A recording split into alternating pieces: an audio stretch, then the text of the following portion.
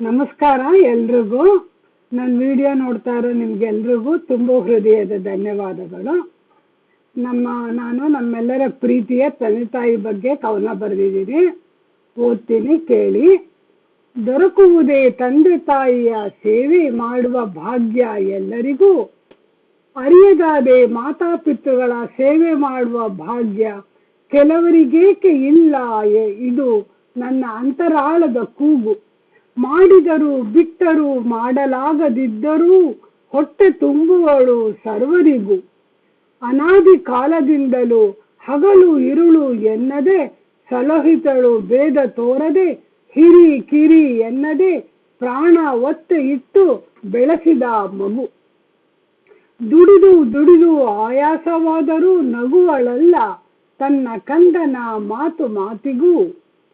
ಕೊಳಕು ಮಾಡಿದಾಗ ಬೇಸರಗೊಳ್ಳಲಿಲ್ಲ, ಕೋಪಿಸಿಕೊಳ್ಳಲಿಲ್ಲ, ಎಲ್ಲ ಶುಚಿ ಮಾಡಿ ಇಂಪಾಗಿ ಹಾಡಿದಳಲ್ಲ.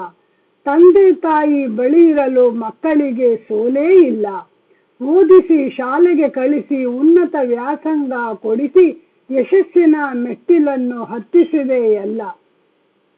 ಮದುವೆಯ ಮಾಡಿಸುವೆ, ಮೊಮ್ಮಕ್ಕಳನ್ನು ಕಾಪಾಡುವೆ. ದೊಡ್ಡ ದೊಡ್ಡ ಗ್ರಂಥಗಳು, ಪುರಾಣ, ವೇದಗಳು ಮಾತಾಪಿತೃಗಳ ಸೇವೆಗಿಂತ ಮಿಗಿಲು ಇಲ್ಲವೆಂದು ಸಾರುತ್ತಿವೆ. ನಾನು ಮಂಡಿ ಊರಿ ನಾನು ಬಯಸಿದಂತೆ ನಿಮ್ಮ ಸೇವೆ ಮಾಡಲಿಲ್ಲವೆಂದು ನನ್ನನ್ನು ಕ್ಷಮಿಸೂ ಎನ್ನುವೆ. ತಂದೆ ತಾಯಿಯ ಸೇವೆ ನಾನು ಆಶಿಸಿದರೂ ವಿಧಿಯ ಕೈಗೊಂಬೆಯಾಗಿರುವ ನನ್ನನ್ನು ಬೇಸರಿಸದೆ ಪ್ರೀತಿ ತೋರಿ ಹರಸುವೆ.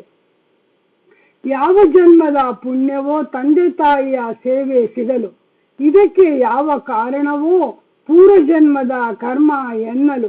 ಅಪ್ಪ ಅಮ್ಮನ ಬಲಕೆ ಸಾನ್ನಿಧ್ಯಕ್ಕೆ ಅಕ್ಕರಿಗೆ ಜಾತಕದಲ್ಲಿ ಸೂರ್ಯ ಚಂದ್ರರನ್ನು ರಾಶಿಕುಂಡಲಿಯಲ್ಲಿ ನೋಡಲು ಆರ್ತಳಾಗಿ ನಾನು ದೈವವ ಬೇಡುವೆ, ನನಗೂ ಸಿಗಲಿ ದೈವಬಲ ಗುರುಬಲ.